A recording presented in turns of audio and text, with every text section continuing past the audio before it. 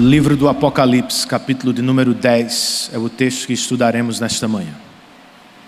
Se cresceu em uma igreja mais tradicional, você deve se lembrar dos irmãos prelúdio e pós-lúdio.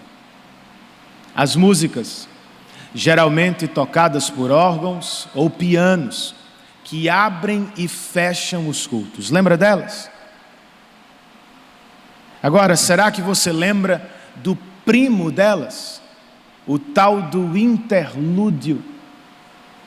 O que é um interlúdio, irmãos? É uma composição instrumental que tem por propósito separar ou intercalar as partes de uma música, de uma peça ou mesmo de uma liturgia religiosa. O interlúdio dá a quem se apresenta a oportunidade de descansar um pouco e oferece àqueles que assistem à apresentação um breve tempo de reflexão sobre o que estão vendo. O Apocalipse está cheio de interlúdios. Antes da abertura do 7º selo, por exemplo, nós fomos abençoados com o interlúdio do capítulo 7, que nos mostrou os santos selados diante do trono de Deus. Aqui no 10, outra vez temos um interlúdio. Antes do toque da 7ª trombeta, o que trará o juízo final de Deus sobre o mundo. Nós ouviremos sobre o anjo, sobre o livrinho e sobre as testemunhas do Apocalipse. Todos, embora apontando para o fim dos tempos, vão falar acerca da identidade e do papel da igreja aqui e agora, na história como ela se desenrola. Para começar, eu quero ler com vocês apenas o último verso do capítulo 10, o verso de número 11. Apocalipse capítulo 10 e verso 11, o texto inspirado registra assim: então me foi dito, é preciso que você profetize de novo acerca de muitos povos, nações, línguas e reis. Vamos orar? Senhor, conceda-nos iluminação espiritual nesta manhã. Desperta as nossas mentes para as gloriosas verdades de Tua palavra. Aquece os nossos corações com a mensagem do Teu Evangelho. E ao fim deste sermão, abre as nossas bocas outra vez para o louvor de Tua glória. Oramos certos da assistência de Teu Espírito que aqui está. E o fazemos na dependência e no nome de Cristo Jesus, nosso Salvador bendito. Amém.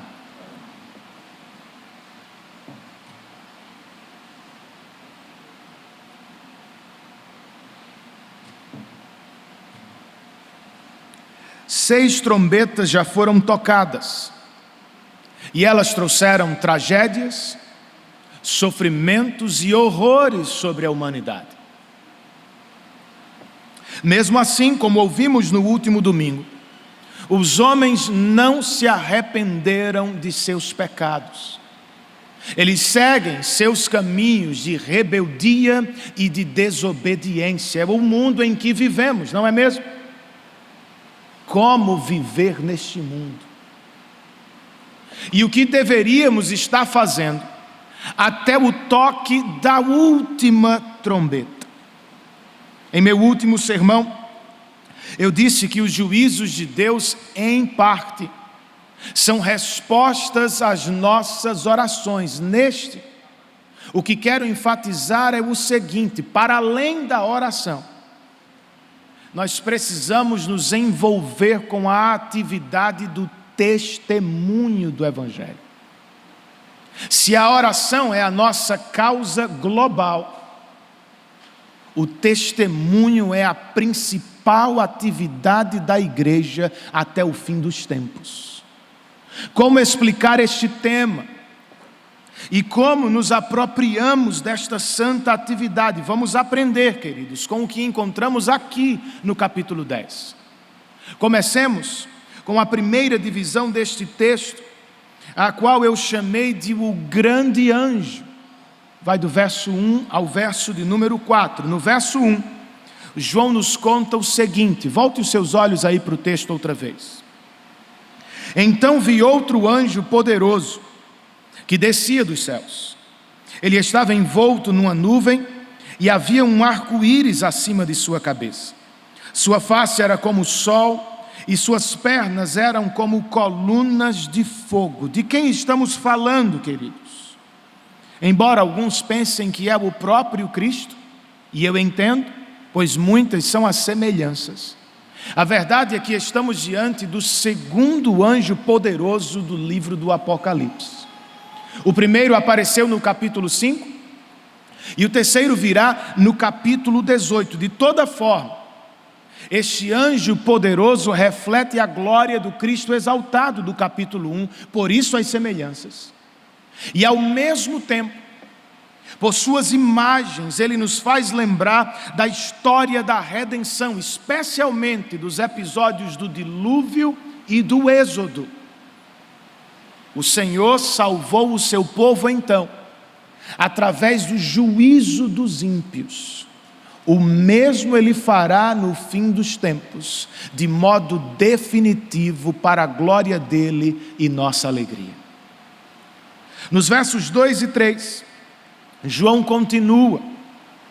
Ele segurava, referindo-se ao grande anjo, um livrinho que estava aberto em sua mão. Colocou o pé direito sobre o mar e o pé esquerdo sobre a terra. E deu um alto brado como o rugido de um leão. O anjo é um gigante, você percebe? Seus pés estão sobre toda a criação. E sua voz é forte como o rugido de um leão. O mais importante, no entanto, aqui não é seu tamanho. É o livrinho que ele tem na mão. Que livro é este, gente? No capítulo 5, o livro simboliza o plano de Deus de salvar os eleitos e julgar os ímpios. No capítulo 10, estamos diante de um livrinho. E até pelo tamanho, podemos dizer que ele aponta para a nossa participação dentro do grande plano de Deus. E ele está aberto, pois se trata de uma mensagem que todos os crentes podem e devem conhecer.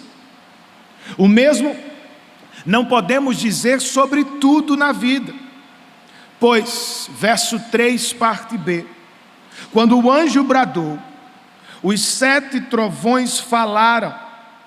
Logo que os 7 trovões falaram, eu estava prestes a escrever, mas ouvi uma voz dos céus que disse: sele o que disseram os 7 trovões, mas não o escreva. Os trovões, no Antigo Testamento e no Apocalipse, falam dos juízos de Deus. E pelo numeral 7, pode-se entender que estamos diante de mais uma série de juízos de Deus. No entanto, por uma razão que desconhecemos, João entende a visão, porém não pode descrevê-la.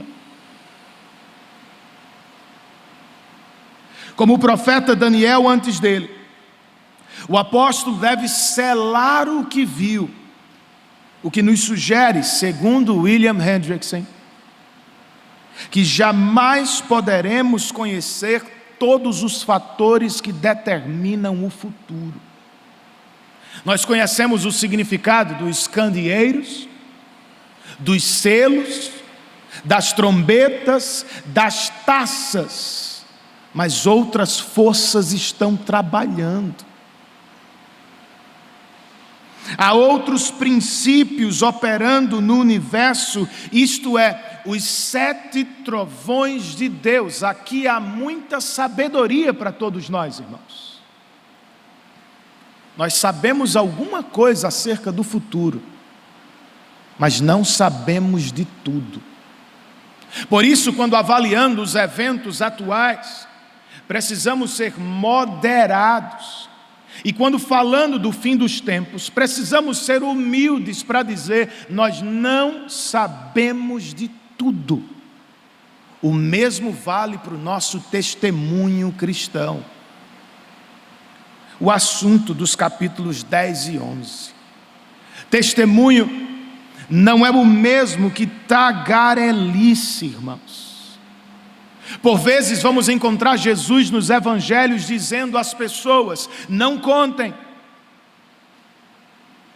não falem aos outros do que ouviram e viram. Por quê? Jesus não estava propondo uma sociedade secreta, gente. O que queria era ensinar que no testemunho cristão há tempo de calar e há tempo de falar. Nós precisamos desta lição, pois por vezes, de tão ansiosos que nos achamos, acabamos prejudicando o testemunho que gostaríamos de fazer, querendo ajudar as pessoas que nos cercam, cônjuge, filhos, amigos e colegas de trabalho. Às vezes nós falamos demais e o que acontece é o efeito contrário.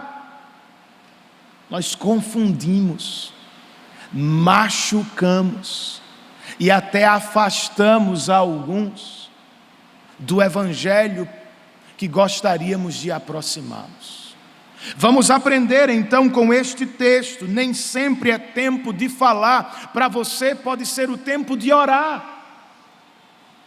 No seu trabalho pode ser o tempo de agir. Na sua família pode ser o tempo de ouvir. Pense sobre isso. Mas pastor, e se é tempo de falar? E se a oportunidade se abriu, e se pessoas me procuram, e se eu tenho como repartir, sobre o que deveria falar? O que deveria ser dominante em nossos testemunhos? A pergunta é importante, irmãos, porque em muitas ocasiões estamos confusos quanto ao que falar, ao que dizer. Sobre o que você mais conversa com os amigos de trabalho? O que domina nossas conversas, como as pessoas nos enxergam de verdade. Lembre-se disso. Antes de qualquer coisa, família, cor, profissão ou posição social. Se você é um cristão, você é alguém que foi redimido de uma antiga forma de viver. Como as imagens do anjo destacam neste texto, o Senhor nos salvou da escravidão do pecado e da condenação eterna do pecado. O que nos define, portanto, e o que deveria ser o centro de nossas conversas evangelísticas, não é o que fazemos, é o que Deus fez por pura graça para nos salvar. Nós não somos profissionais cristãos, nós somos cristãos profissionais. Não somos brasileiros cristãos, nós somos cristãos brasileiros. Nós não somos pais cristãos, nós somos primeiro cristãos e depois pais para a glória de Deus. A ordem é pequena, eu sei, mas faz toda a diferença na apresentação do nosso testemunho. A ênfase jamais deveria estar no que fazemos, sempre precisa estar no que Deus fez por nós em Cristo para nos tornar quem somos. Um povo redimido, filhos por adoção do Deus da glória, sacerdotes do reino de Deus para todos sempre. É o que aprendemos, irmãos, com a chegada deste anjo poderoso. Mas o que vem depois no texto? Vamos ouvir agora acerca do juramento certo que ele faz. Nos versos 5 e 6, João nos diz: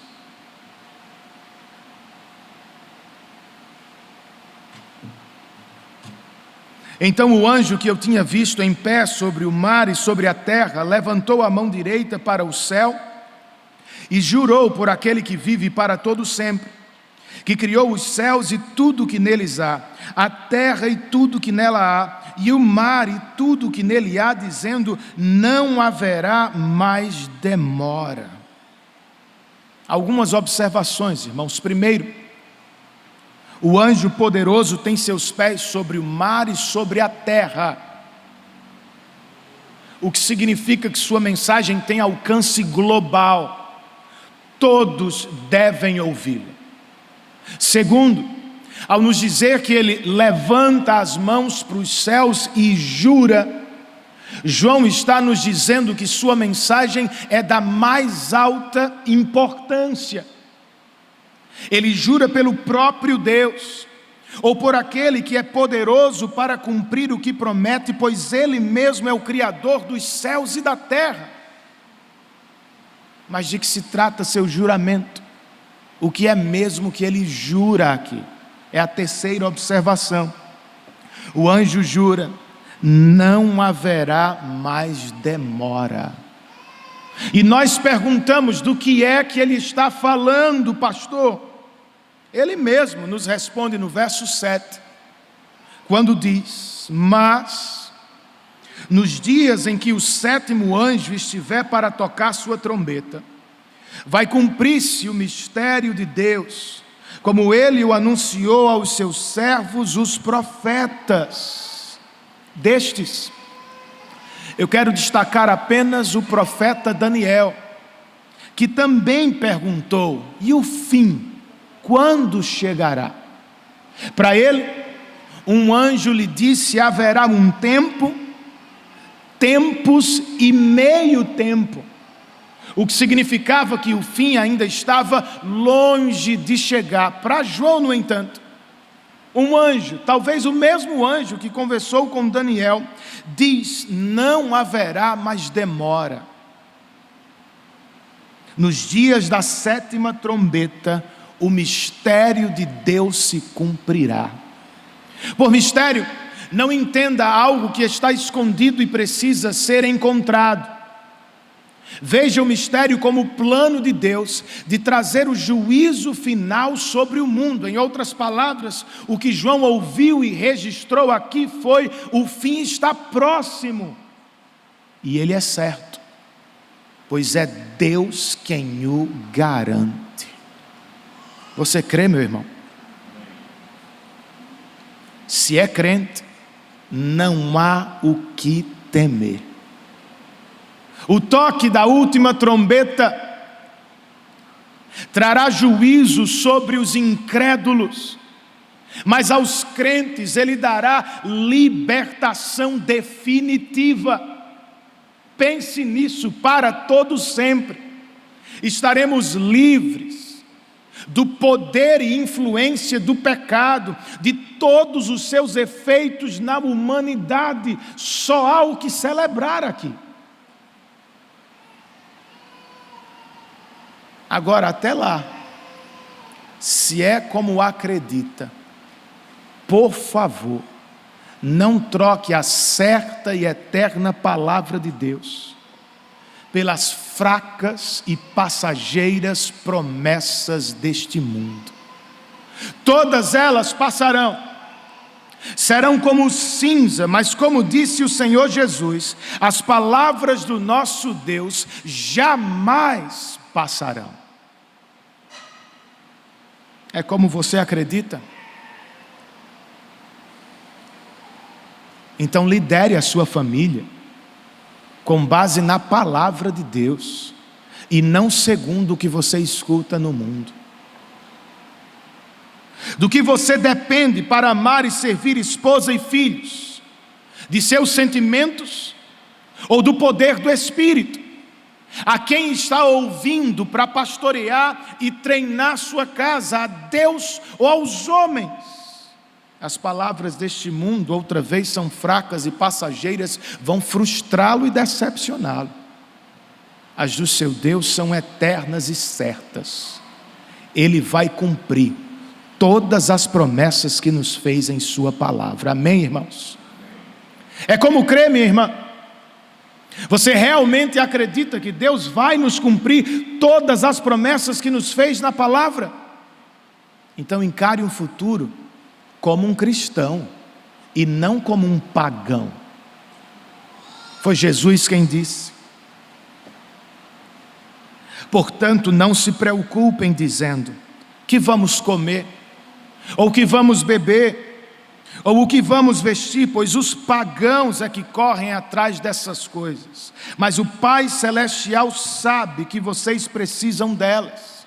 Busquem, pois, o reino de Deus em primeiro lugar e a sua justiça, e todas essas coisas lhes serão acrescentadas. Será que entendemos isso? Como ouvimos mais cedo, nós não sabemos tudo acerca do futuro. Não sabemos se estaremos vivos ou mortos amanhã, se este ou aquele candidato será o presidente do nosso país no próximo ano. É verdade, mas e daí? O mais importante é dominar os acontecimentos do futuro, é saber de absolutamente tudo. Você daria conta de suportar o conhecimento de todas as coisas? Claro que não, irmãos. O mais importante para o cristão é: nós temos um Deus que é nosso Pai e que prometeu cuidar de cada uma de nossas necessidades, seja qual for a situação. Creia nisso, meu irmão. Creia nisso, minha irmã. A aprovação do Enem, as contas que precisa pagar, o casamento em tribulação, o problema de saúde, a eleição do próximo ano, todas estas coisas estão sob as mãos do nosso Deus, que é Pai. Ele cuidará de nós em todo tempo. Agora, se não é um cristão genuíno, se não é alguém que leva uma vida de arrependimento, alguém que vive professando fé em Cristo Jesus, você tem tudo para temer o futuro, o próximo e principalmente o fim dos tempos. Pois, como ouvimos do anjo, uma vez que a 7ª trombeta for tocada, o juízo de Deus não vai mais demorar. Talvez você pense: eu tenho todo o tempo do mundo, posso lidar com a questão da eternidade amanhã. Quem sabe quando estiver mais velho, depois de curtir toda a vida, de fazer todos os meus empreendimentos girar, então eu vou parar para considerar Deus, sua palavra e a minha eternidade. Mas quem lhe garante que você terá tempo? Como você pode estar tão certo que o juízo de Deus não vai alcançar sua casa ainda neste dia? Não postergue o assunto mais importante de sua vida. Enquanto há tempo, arrependa-se e escape do juízo certo e vindouro de Deus. Pastor, como faço? Bem, de acordo com este texto, você precisa ouvir a voz do anjo. Você precisa acreditar no que ele está dizendo acerca de Deus. Este Deus de quem eu vos falo é o Criador dos céus e da terra, é aquele que vive eternamente, para todo sempre, e em breve, diz o texto, ele voltará para julgar o mundo com justiça. Você sabe quem é, você sabe o que faz.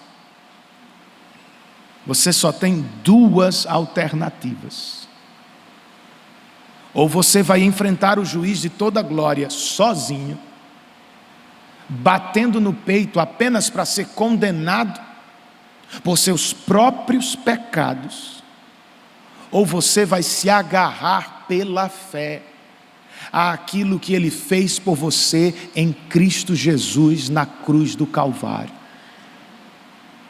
Escrevendo aos Coríntios, o apóstolo Paulo nos diz que Deus na cruz tornou pecado por nós aquele que não tinha pecado algum, a fim de que nele, em Cristo, nos tornássemos justiça de Deus. Foi uma troca, irmãos, uma substituição. Cristo recebeu o que deveria cair sobre nós, juízo de Deus, e por graça e amor eternos, Ele nos deu o que era só dele, comunhão com Deus para sempre. Receba esta dádiva e saia daqui certo de que você vai escapar do juízo vindouro de Deus. Nós já ouvimos sobre o anjo poderoso e sobre o juramento certo. Para terminar, queridos, vamos ouvir agora acerca do livrinho do Apocalipse. Eu quero ler com vocês os versos 8, 9 e 10.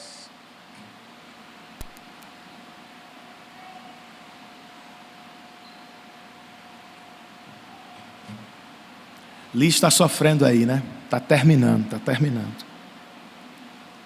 Esse é o lugar mais quente também. Os versos 8, 9 e 10 nos dizem assim: Depois falou comigo mais uma vez a voz que eu tinha ouvido falar dos céus. Vá, pegue o livro aberto que está na mão do anjo que se encontra em pé sobre o mar e sobre a terra. Assim me aproximei do anjo e lhe pedi que me desse o livrinho. E ele me disse: pegue-o e coma-o. Ele será amargo em seu estômago, mas em sua boca será doce como mel. Peguei o livrinho da mão do anjo e o comi. Ele me pareceu doce como mel em minha boca, mas ao comê-lo, senti que o meu estômago ficou amargo. Dois textos do Antigo Testamento formam o pano de fundo desta passagem: Ezequiel e Jeremias. Os dois profetas do Antigo Testamento, assim como João, foram chamados para comer um certo livrinho, que era doce e amargo. Por quê? Outra vez, de que livro estamos falando, irmãos? Não esqueça, o livrinho do capítulo 10 é a parte que nos cabe dentro do livro que Jesus abriu no capítulo 5. E que parte é esta, pastor? É o testemunho da mensagem que recebemos, o Evangelho do Senhor Jesus Cristo. Esse testemunho muitas vezes será doce, pois vai promover a alegria de quem fala e a alegria eterna de quem o recebe. Mas em muitas outras ocasiões ele será amargo, pois as pessoas vão ouvir e rejeitá-lo, vão ouvir e desprezá-lo, causando assim tristezas e dificuldades nos nossos corações. De toda forma, João é chamado aqui, como todos os verdadeiros profetas, a comer o livrinho de Deus, doce e amargo. E depois, pastor, o que ele deve fazer? Verso 11, o último do texto. Então me foi dito: é preciso que você profetize de novo acerca de muitos povos, nações, línguas e reis. A missão é dura, mas precisa ser cumprida. Ela é amarga às vezes, mas precisa ser realizada de novo e de novo, como João ouviu. Talvez o apóstolo a essa altura da vida estivesse pensando: Senhor, eu estou pronto para pendurar as chuteiras. Já preguei demais, eu já sofri demais pela causa do Evangelho. Tudo que eu quero é terminar os meus dias descansando, no máximo, orientando alguns jovens pastores. Mas eis que vem a voz de Deus, inflexível e certeira: João, eu quero que você pregue, profetize de novo e de novo, não só aos crentes, aos incrédulos também, pois João, o ministério, ou no ministério do testemunho, não há aposentadoria, você vai executá-lo até o último suspiro de vida. Dá para você, seminarista? É o que você vislumbra, aspirante ao sagrado ministério. O ministério cristão, em qualquer nível, irmãos, ensino infantil, liderança de pequeno grupo, pregação da palavra, o ministério cristão será sempre doce e amargo. Haverá dias que encherão o nosso coração de alegria, de regozijo, de júbilo. Mas também haverá dias que vão encher a nossa alma de tristeza e de amargura. Eis a vida em um mundo caído. Casamento, trabalho e ministério cristão serão doces e amargos muitas vezes. Em alguns momentos você está radiante e realizado com a família, com o trabalho e com o ministério. Em outros você está tão triste que considera a possibilidade de desistir. Será que foi assim que chegou aqui hoje? Pensando em desistir do ministério que recebeu de Deus? Não vai dar, meu amigo. Pois ninguém se aposenta do ministério do testemunho. Você se aposenta da profissão que desenvolve lá fora. Mas do ministério do testemunho do Evangelho, jamais. O que o Espírito disse a João aqui, ele nos diz nesta manhã: vocês não vão se aposentar agora, não é tempo de descanso, é tempo de testemunhar do Evangelho, na família, na igreja e no mundo. E se é esta a grande atividade da igreja, como nos preparamos para ela? Esteja você na faculdade ou na aposentadoria. Por que não imitamos João aqui, irmãos? Por que não tomamos e comemos o livrinho de Deus por inteiro? Você viu isso? João não recebeu o livro, ele o pegou. Ele não ficou só esperando que a coisa caísse dos céus para ele. Ele ouviu a voz de Deus, foi ao anjo e pegou o livro. O que é que eu quero com isso? Meu irmão, não se dê por satisfeito com o que você aprende aos domingos pela manhã. Não se contente em ser servido com tudo pronto. Tome a iniciativa, crente. Levante-se do sofá, desligue a televisão e procure um lugar na sua casa para ter tempo com Deus, a fim de comer a sua palavra. Ou então você nunca crescerá tanto quanto deveria. Em vez de passar todo o tempo livre que tem na internet, procurando mais uma série para assistir, ou jogando aqueles joguinhos bobos de passatempo, caça um livro cristão, pede uma indicação, vai lá no boletim, tem ao menos 3 livros para você ler. Você precisa aprender a separar tempo para comer este livro. Para de encher tua agenda com mais um hobby, com mais uma programação. com mais um exercício. Separa uma noite da semana, alguma se for possível. Escolhe um lugar na tua casa, vai estar com o teu Deus a fim de comer o livro dele. Senão vai passar ano, vai entrar ano, sair ano, e você estará na mesma condição de sempre.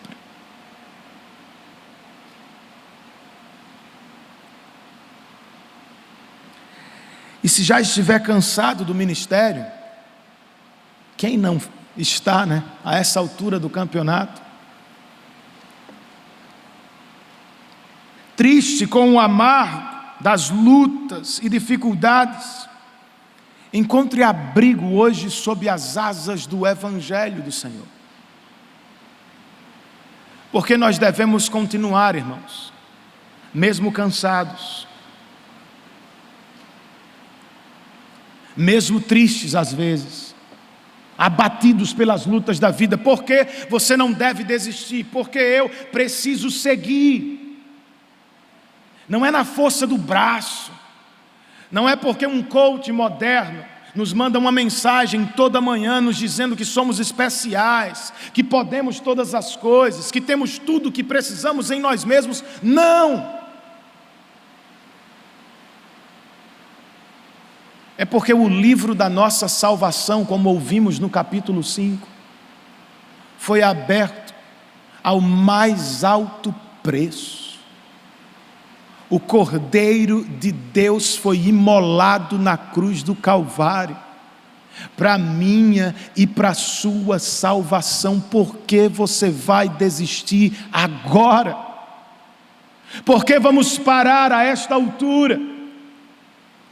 Cristo não parou no meio do caminho, não desistiu de nós. O Rei da Glória foi à cruz do Calvário em vergonha e humilhação, e ali Ele deixou tudo de si para a nossa salvação. Você está cansada de orar por sua família? Tire os olhos do seu cansaço, volte-os para Cristo nesta manhã.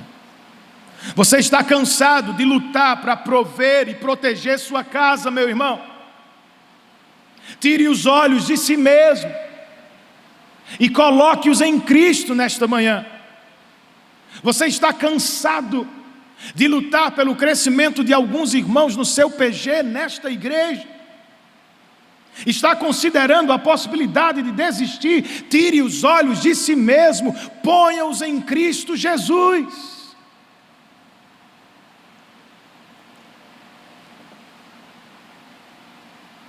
Eis o que pode nos motivar a mais uma semana de ministério, a mais um ano de ministério.